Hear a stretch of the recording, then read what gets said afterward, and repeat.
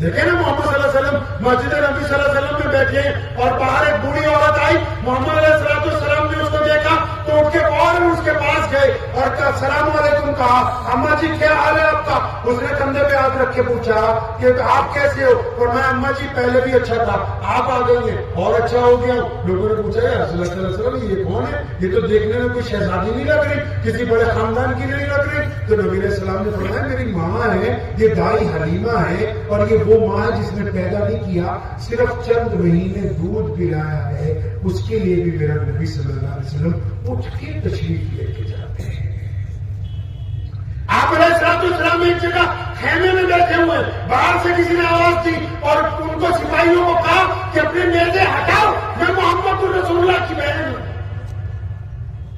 صلی اللہ علیہ وسلم۔ اندر ایک غلام آیا، یا رسول اللہ ایک عورت باہر کھڑی ہے، وہ اپنا نام شیما بتاتی ہے، وہ کہتی ہے میں محمد صلی اللہ علیہ وسلم کی بہن ہوں۔ آپ صلی اللہ علیہ وسلم نے فرمایا میں تو اپنی ماں کا اکلوتا بیٹا ہوں، وہ کیا ہے؟ فرماتے وہ شیما ہے۔ فرمایا ہاں وہ دائی حلیمہ کی بٹیا، میری دودھ شریک بہن، ہم دونوں نے ایک ماں کا دودھ پیا۔ بلاؤ۔ اب شیما آئی، بوڑھی ہو گئی تھی، اللہ کے نبی سے ملی۔ رسول اللہ صلی اللہ علیہ وسلم پہلے جب کوئی کام کرتے تھے صحابہ کو بلاتے تھے، مشورہ کرتے تھے، آج بہن آئی ہے، آج بہن آئی ہے تو اپنے پیے کو بلایا، خادم کو بلایا، فرمایا نئی سواریاں لاؤ، کپڑے لاؤ، کھانے پینے کا سامان لاؤ، ان کے لیے تحفے لاؤ، تحائف لاؤ، راستے میں پھوٹو نوش کا سامان اکٹھا کرو۔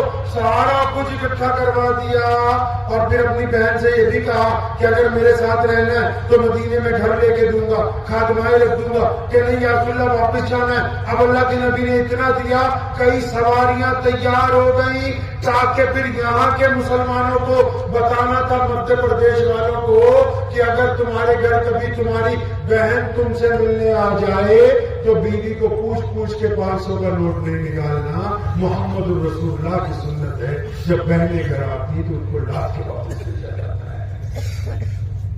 یہ رسول اللہ کی سنت ہے۔ کائنات کا کوئی بھی شخص آج تک پیارے محمد علیہ السلام کی تعلیمات کے مقابلے میں پوری دنیا کے اندر کوئی نہیں ٹھہر سکتا۔ کیوں؟ کیونکہ نبی علیہ السلام انسان کی سماجک ویوستھا کی بات کرتے ہیں۔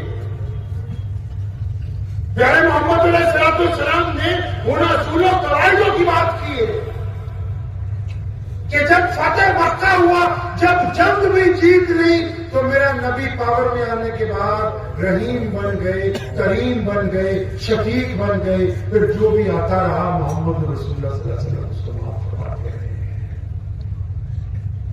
پیارے محمد علیہ السلام نے جو طریقہ کار کائنات کو عطا کیا ہے،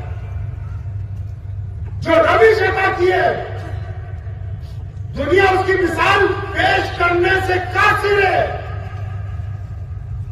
وہ وعدہ جب کرتے ہیں کسی کے ساتھ، ایک بدو کھڑا ہے رستے میں، نبی علیہ السلام سے کہہ گیا کہ آپ رک جائیں میں آتا ہوں۔ نبی علیہ السلام 3 دن تک اس کا اسی جگہ پر انتظار کرتے، 3 دن بعد اتفاق سے وہاں سے گزرا، اس نے دیکھا نبی علیہ السلام کھڑے تو پیارے پیغمبر کو کہا کہ میں تو جا کے بھول ہی گیا گھر پہ کہ آپ کو وہاں روک کے آیا تھا۔ تو پیارے پیغمبر علیہ السلام نے کوئی احسان نہیں جتایا، فرمایا ہاں تمہارے اس عمل سے کچھ تکلیف تو مجھے اٹھانی پڑی، لیکن یہ نہیں کہا کہ اچھا کیوں۔